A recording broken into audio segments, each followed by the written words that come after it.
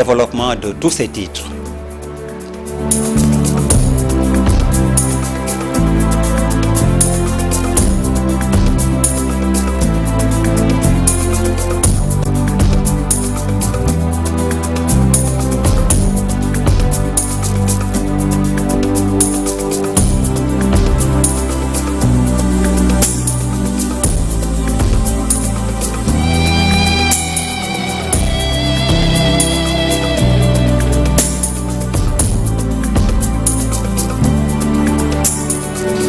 Mesdames, Messieurs, bonsoir. Tout d'abord, dans l'actualité, le démantèlement d'un réseau de migrants irréguliers à Dougarpel. Au total, 53 personnes de nationalités différentes ont été interpellées, dont les 3 principaux organisateurs. Les candidats à ce voyage au péril de leur vie sont répartis comme suit: 19 Sénégalais, 3 Bissau-Guinéens, 1 Guinéen et 30 Gambiens. Cette opération s'inscrit dans le cadre de l'exécution des directives opérationnelles de lutte contre l'immigration irrégulière édictées par le Haut Commandement de la Gendarmerie nationale. Le tribunal des flagrants délits de Dakar a rendu son verdict dans l'affaire impliquant les militants du parti PASTEF, Hassan Gueye alias Azora Fall et El Hadji Ousseynou Kairé. Les 2 prévenus ont été reconnus coupables de discours contraires aux bonnes mœurs à la suite de vidéos virales diffusées sur les réseaux sociaux où ils proféraient des insultes contre l'ancien président Macky Sall et l'ancien ministre Mame Mbaye Niang. Les 2 prévenus ont été condamnés à une peine de 6 mois d'emprisonnement avec sursis. Je vous le disais en titre, claque de fin du dialogue politique, cérémonie de clôture cet après-midi au CICAD sous la présidence du ministre de l'Intérieur. Jean-Baptiste Tine a salué les points de consensus tout en réaffirmant la volonté du gouvernement de mettre en œuvre les recommandations issues de ce dialogue. Nous pouvons aujourd'hui nous réjouir d'avoir franchi une étape déterminante. Des consensus importants ont émergé notamment sur la rationalisation des partis politiques, le contrôle du fichier électoral, l'encadrement du financement public des partis, l'inscription permanente sur le fichier électoral, la création d'une cour constitutionnelle, la dématérialisation du processus électoral et enfin la création d'une commission électorale nationale indépendante. Ces avancées sont porteuses d'espoir pour une gouvernance politique plus moderne, plus transparente et plus efficace. Mesdames, Messieurs, sans anticiper sur le rapport général qui exposera en détail les recommandations issues de vos travaux, je voudrais vous réaffirmer l'engagement ferme du gouvernement à veiller à leur mise en œuvre effective. Cet engagement a été solennellement pris par le chef de l'État lors de la cérémonie d'ouverture du 28 mai. Le dialogue national ne doit pas rester un événement ponctuel. Il doit devenir un processus permanent. Une démocratie vivante exige que... Il les accuse de concurrence déloyale. Ces commerçants interpellent les autorités pour des solutions urgentes. Fatima Touré s'est rendue au marché Gueule Tapée de Cambérène. Dès que le reportage sera en place, nous y reviendrons donc. Éducation avec l'UNESCO qui délivre un satisfecit au Sénégal pour le mode de financement de son système éducatif. C'est dans un rapport présenté ce jour par l'UNESCO. Fat Bintou Konté et Mohamed Dieng ont assisté à la restitution du document. Dans un rapport publié par l'UNESCO faisant état du système éducatif national, le Sénégal finance son éducation. En quelque sorte, de gros progrès ont été faits par les gouvernants en termes de financement du système éducatif. Concernant le système éducatif sénégalais, ce rapport d'état du système éducatif national, il montre clairement que, en termes d'investissement financier dans le secteur de l'éducation, le Sénégal Parce qu'en fait c'est un rapport également qui compare le Sénégal à d'autres pays de la sous-région à niveau de développement similaire. Et ce rapport montre que le Sénégal fait de gros efforts en termes d'investissement dans le système éducatif, puisqu'on est environ à 20% des dépenses de l'État allouées au secteur de l'éducation au cours de la dernière décennie. Tout de même, des défis restent à relever pour mieux parfaire le système éducatif. Les effectifs parfois ont plus que doublé à certains niveaux d'enseignement. Cette évolution, elle a quand même du mal à suivre la demande éducative, puisqu'il y a vraiment une demande qui est présente. On a encore des disparités existantes au niveau du système éducatif. Alors, plus trop de disparités entre filles et garçons, notamment au niveau de l'enseignement de base. On s'aperçoit que là, l'équité a été assurée, a été atteinte en termes d'accès. Mais après, plus on arrive à l'enseignement supérieur, plus on retrouve d'étudiants hommes que d'étudiants femmes.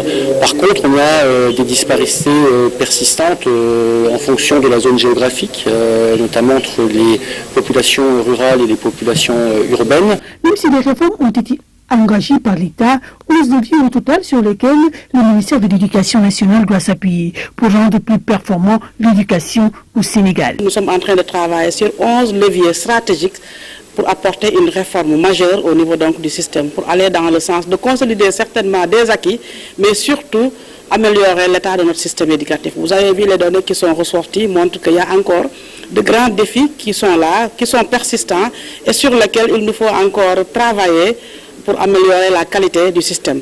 Et parmi ces réformes, je pense qu'il y a déjà la réforme curriculaire qui s'est imposée. Il y a aussi le problème de l'enseignement des sciences. Nous avons fini d'élaborer une stratégie nationale pour l'enseignement des sciences. C'est un grand défi et une grande préoccupation sur laquelle le ministre est en train de mettre en place donc les mesures nécessaires pour corriger. Parce qu'un pays ne saurait se développer sans quand même un bon enseignement des sciences et des mathématiques. Sans une éducation, des progrès ont été réalisés par l'État du Sénégal pour une éducation de qualité.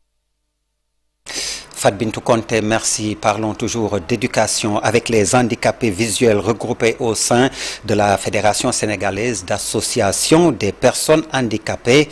Ils sont à l'INEFJA. C'est l'Institut national de la formation des jeunes aveugles de Thiès. Ils ont tiré la sonnette d'alarme pour attirer l'attention des autorités sur la nécessité de ratifier le traité de Marrakech, un traité pour leur accès aux œuvres et programmes dans les lycées et universités. Reportage signé Cheikh Anta Diop Seylatir. Pour la Fédération sénégalaise d'association des personnes handicapées, la non-ratification du traité de Marrakech est une violation des droits des personnes vivant avec un handicap. La non-ratification du traité de Marrakech constitue une violation des droits à l'éducation, une violation des droits à l'accès à l'information, une violation du droit à l'accessibilité, une violation du droit à l'égalité des chances.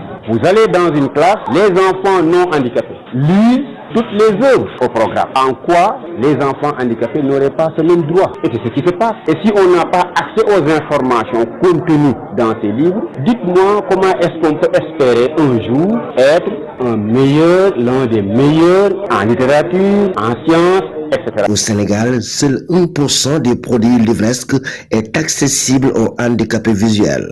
La ratification du traité de Marrakech est une exigence pour corriger les manquements. Pour toutes les personnes handicapées, en particulier pour les enfants handicapés ayant des difficultés à la lecture des caractères imprimés. Depuis 12 ans, ces handicapés courent derrière les autorités étatiques pour qu'elles mettent en œuvre le traité de Marrakech. La Fédération sénégalaise d'association de personnes handicapées presse les nouvelles autorités à passer à l'acte, ce qui donnerait plus de chances de réussite aux élèves et aux enfants handicapés visuels.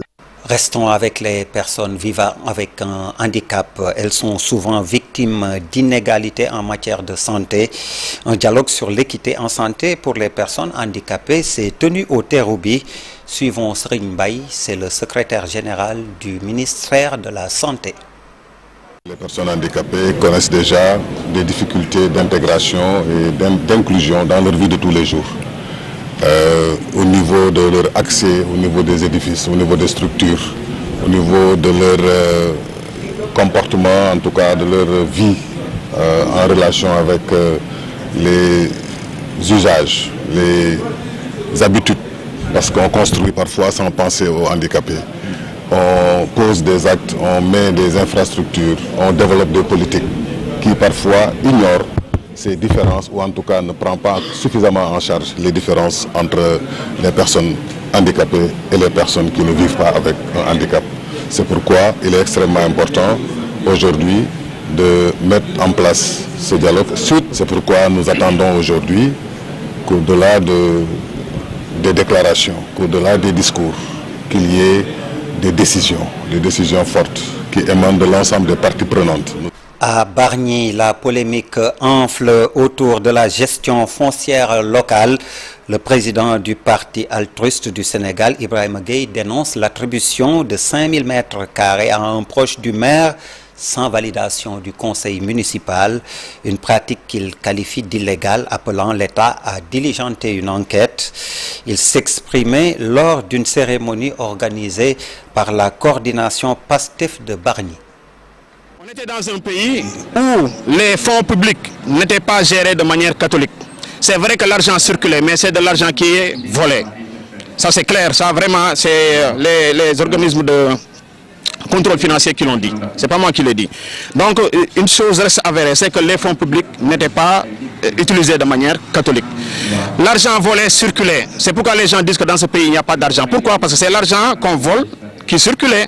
Alors, quand maintenant vous élisez des gens, en l'occurrence, Bassirou Diomaye Faye, Ousmane Sonko, on leur a dit qu'on veut du jubanti, il faut arrêter le vol. Maintenant, quand on arrête le vol, il faut du temps maintenant pour se remettre sur les rails. On a vu un papier administratif, une délibération, qui porte le sceau du conseil municipal de Bargny. Sur laquelle délibération, on pouvait lire que le maire a attribué 5000 mètres carrés à un ami, qui est chef d'entreprise de commerce, c'est son ami, ça c'est clair. Parce que ce maire-là, je fais partie des gens qui l'ont porté à cette mairie. J'en fais partie et j'étais vraiment un élément clé. Alors, il a attribué 5000 mètres carrés à cet homme qui est son ami. Et le conseil municipal dit qu'il n'est pas au courant. Mais c'est grave, ça c'est scandaleux. Moi, je me demande pourquoi, en tout cas, la machine judiciaire n'est pas encore enclenchée. J'ai dit la dernière fois, celui qui protège Djibril Faye, le maire de Bargny, doit cesser de le protéger. Parce que moi, je crois que ça c'est un scandale. Interpellé sur cette polémique, la mairie, par la voix de son chargé de communication, n'a pas souhaité réagir. Après Bargny, rendons-nous à Foundiougne, où la rareté des produits halieutiques inquiète plus d'un. C'est pourquoi le cadre de concertation pour le développement de Foundiougne demande aux autorités et autres partenaires de trouver des alternatives. L'objectif est de venir en aide aux femmes, car les activités de vente et de transformation sont au ralenti. Suivons les explications de Aminata Goudiaby dans ce reportage. Sur le quai de pêche de Foundiougne, au marché central de la ville, la déprime s'installe de plus en plus. Le poisson ainsi que les fruits de mer se raréfient. Le phénomène s'explique par plusieurs facteurs selon les femmes du cadre de concertation pour le développement de Foundiougne. Le poisson est en train de se faire rare et devient très cher. La pêche dans le delta du Saloum permettait aux femmes de faire différentes activités. Mais aujourd'hui, avec le réchauffement climatique, l'avancée de la mer et la pollution marine, les activités se font de plus en plus rares parce que nous n'avons plus de fruits de mer. Les femmes transformatrices et vendeuses de produits halieutiques sont désemparées.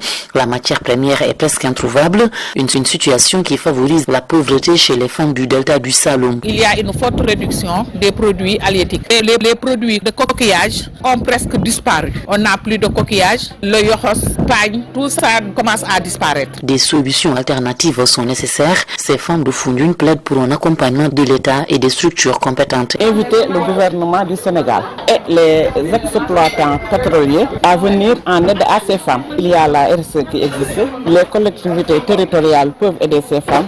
Nous avons besoin de résilience. Les activités génératrices de revenus sont multiples. Il y a des potentialités dans le delta du Saloum que nous pouvons exploiter.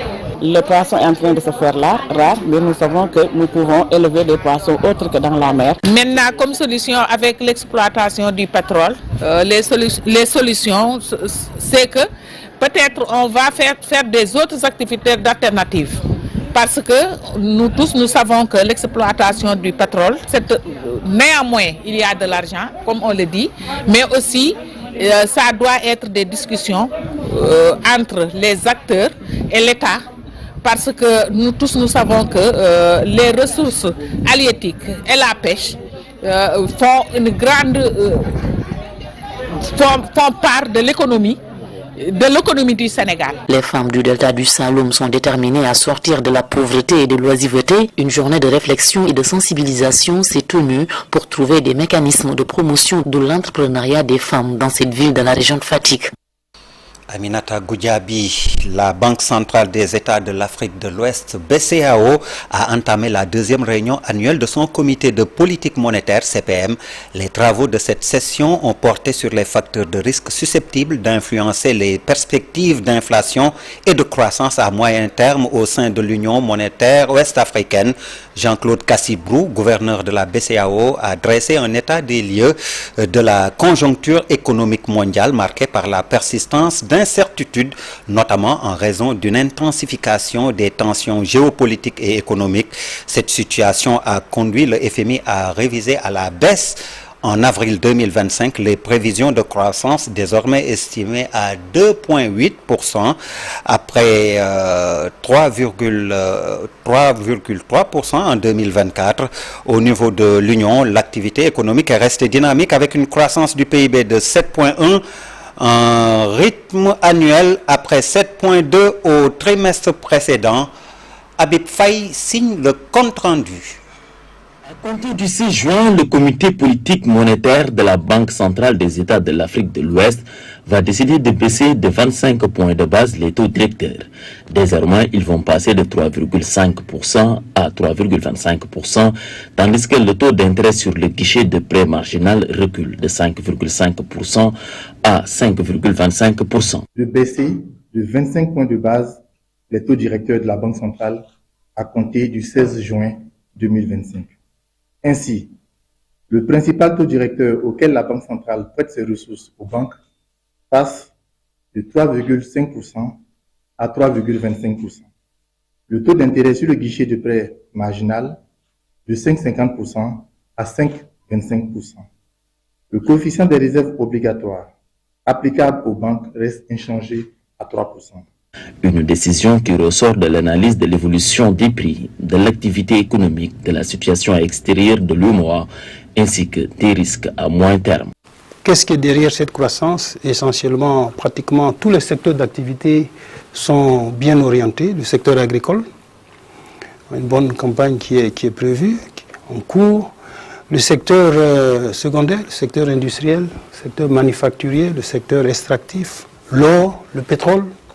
Ces secteurs sont bien orientés, et le secteur tertiaire également, le secteur du commerce en particulier. Donc tous les trois secteurs concourent donc à cette hausse globale de la croissance économique, et on s'attend sur 2025 à une croissance qui va être autour de 6,3%.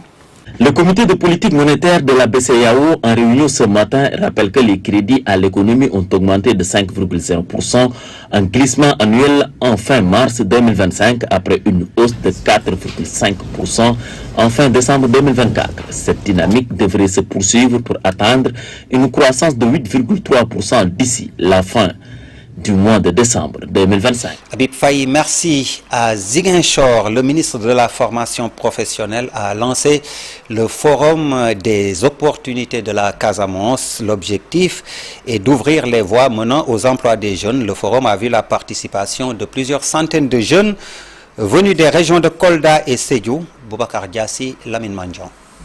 Le forum des opportunités que l'État a dédié aux jeunes Sénégalais pour leur permettre d'accéder à des emplois décents et non précaires s'est tenu dans la région de Ziguinchor. C'était sous la présidence du ministre de la Formation professionnelle et technique. Aujourd'hui, face au taux élevé de chômage et d'inactivité des jeunes, au défi de la pauvreté et à la montée des formes précaires d'emploi, nous devons agir collectivement pour faire de la formation professionnelle et technique un levier d'insertion, d'autonomisation et d'industrialisation territoriale. Mais déjà, dans la région de Ziguinchor, l'Office national de la formation professionnelle pose des actes dans ce sens. Nous avons, dans la zone sud, nous avons 3 formations qui sont en cours. La première, elle est à Balingor. C'est des jeunes que nous sommes en train de former en technique de production maraîchère. Comme je l'ai dit tout à l'heure, Casamance, c'est une zone agricole. Donc il faudrait que les formations, il faudrait adapter les besoins de formation et les possibilités d'insertion et également les réalités socio-économiques de la zone. Car les efforts de l'État, à travers l'ONFP, tout comme à travers ce forum, concernent les jeunes des régions de Ziguinchor, Sédhiou, mais aussi Kolda. En clair, ils concernent les jeunes de la région naturelle de Casamance. Je vous l'annonçais en titre, Fatima Touré est enfin rentrée du marché Gueule Tapée de Cambérène à 3 jours de la fête de la Tabaski. Les petits producteurs de pommes de terre et d'oignons peinent à écouler leurs produits. Ils accusent les agrobusiness. Fatima Touré Amadouba pour plus de détails. Entre des clients qui se font rares et la concurrence déloyale des agrobusiness, les petits producteurs et commerçants du parc de pommes de terre et d'oignons du marché de Cambérène ne savent plus à quel sein se vouer. Selon eux, rien ne va à 72 heures de la Tabaski. La mesure a été prise, mais dès l'instant que l'ARM a constaté que le marché les prix commençaient un peu à flamber, ils ont ouvert les agrobusiness, ils nous ont permis d'être sur le marché. Bien avant la Tabaski et bien avant la date qui a été retenue. Donc je déplore ça. Moi qui vous parle, c'est une mesure que je déplore. Et depuis qu'on a pris l'arrêté, les agrobusiness continuent à venir sur le marché, mais faute d'intervention, ils ont continué. Et actuellement, officiellement, ils ont ouvert le marché sans arrêter ni lettre. On avait déclaré une suspension des agro-business, mais ils continuent de nous concurrencer. Une hausse du prix de la pomme de terre est constatée. Le sac de 50 kg passe de 5 000 à 8 500 francs, voire 11 000 selon la qualité. Raisonnable selon les commerçants. Le prix est abordable. La pomme de terre coûtait 4 500 voire 5 000 francs le sac de 50 kg. Ce n'était pas bien pour les producteurs.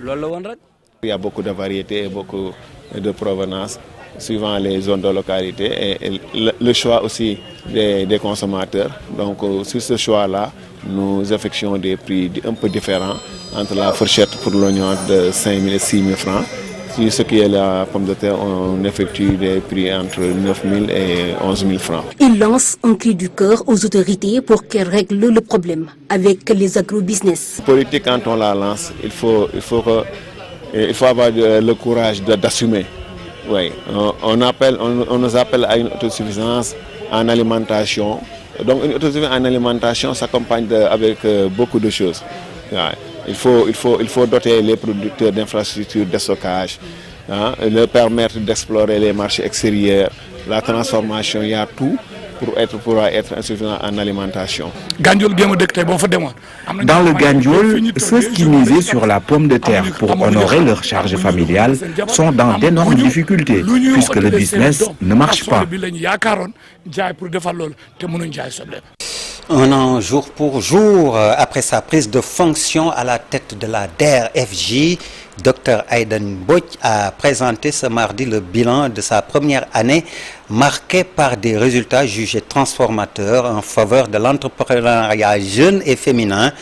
À l'occasion de la 6e édition du Ndeki Lions Tech, elle a également lancé la mission Vivatech 2025 qui verra 15 startups sénégalaises représenter le Sénégal à Paris.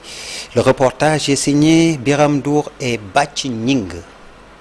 50 000 crédits accordés, 27 milliards injectés et plus de 500 startups accompagnées. C'est le bilan impressionnant présenté ce matin par Dr Aïden Mbodj, délégué général à l'entrepreneuriat rapide des femmes et des jeunes. Un an, jour pour jour, après sa prise de fonction, elle a dévoilé les résultats de cette première année à la tête de cette institution avec un message clair et mobilisateur. Le 4 juin 2024, je me tenais à cette même place pour m'adresser à vous, tout juste après ma prise de service, guidée par une vision claire et portée par la stratégie de transformation impulsée par son Excellence le Président Bassirou Diomaye Diakhar Faye et monsieur le Premier ministre Ousmane Sonko.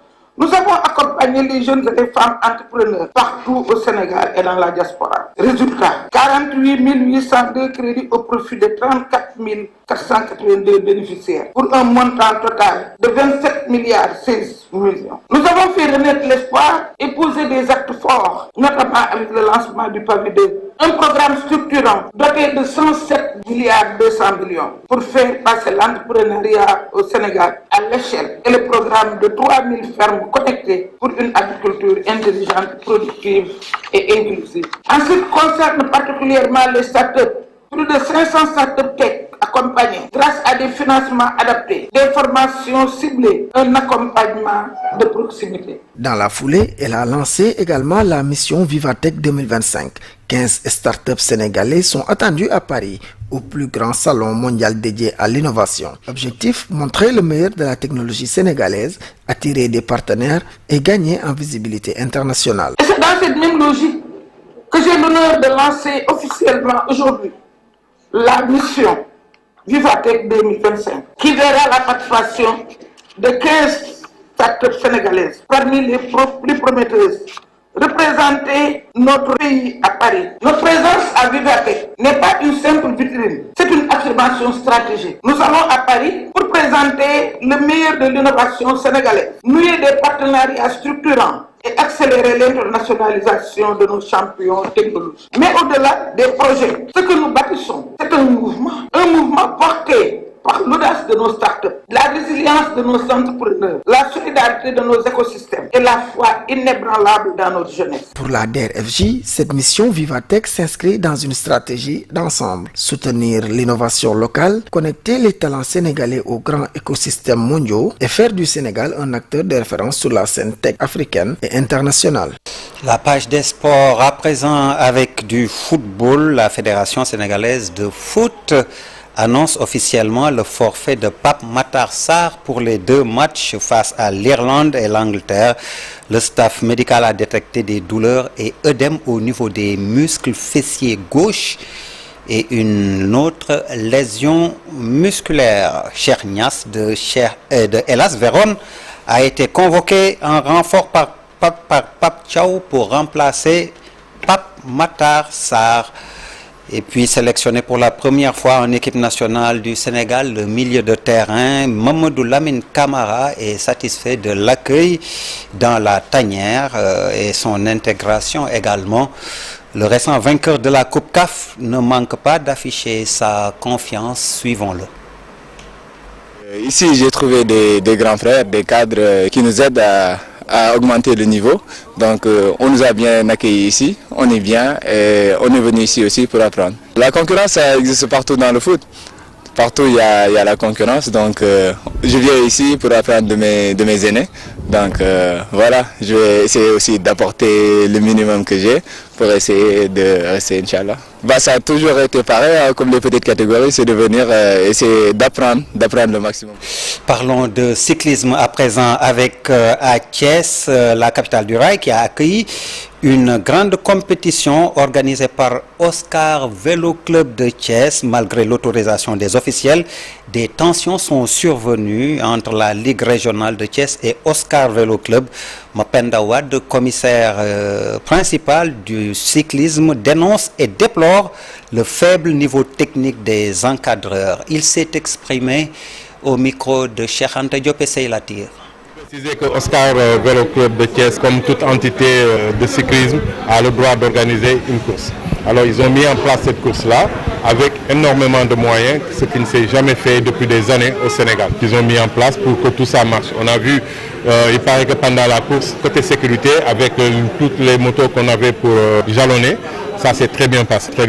Moi, je ne suis pas là en tant que membre fédéral, par contre, je suis là en tant que commissaire principal. Oscar Vélo Club, qui organise cette manifestation, m'avait contacté pour que je vienne officier en tant que commissaire. Alors, sur place, au moment de faire les engagements, la Ligue de Thiès s'est opposée à notre travail et a décidé de prendre en compte tout ce qu'il y avait à faire. Ce qui n'est pas normal du tout, puisque c'est Oscar Vélo Club qui a eu l'autorisation d'organiser et qui voulait organiser cette course-là. Avec le tiraillement et avec le risque d'annuler la course, c'était peut-être leur désir aussi. Nous sommes concertés et nous avons décidé de les laisser faire pour que ces cyclistes-là, qui ne ménagent aucun effort pour pratiquer leur discipline et leur passion, ne soient pas lésés dans cette affaire. Et c'est pour cela qu'on les a laissés organiser aujourd'hui, malgré tout ce que Oscar Vélo Club a mis en place pour une bonne marche, une bonne organisation. On a décidé de se retirer pour les laisser faire. Tous ceux qui sont affiliés, qui sont reconnus par la fédération, peuvent organiser des courses de vélo. Oscar Vélo Club est un club en règle par rapport à cette fédération qui est en place. Mais pour l'avenir, moi je pense qu'il faut former les gens au règlement pour former les gens. Les encadreurs n'ont pas le niveau, et je le dis haut, et je l'ai toujours déploré. Et ces encadreurs doivent aussi restituer leur connaissance au niveau des coureurs pour qu'ils puissent se comporter bien. Parce qu'aujourd'hui, sur les 20 km que j'ai suivis avant de venir sur la ligne d'arrivée, j'ai vu des gens accrochés à des motos et des voitures après 20 km de course. Exactement. C'était tout pour cette édition. Merci, bonsoir. Dans un instant, l'invité.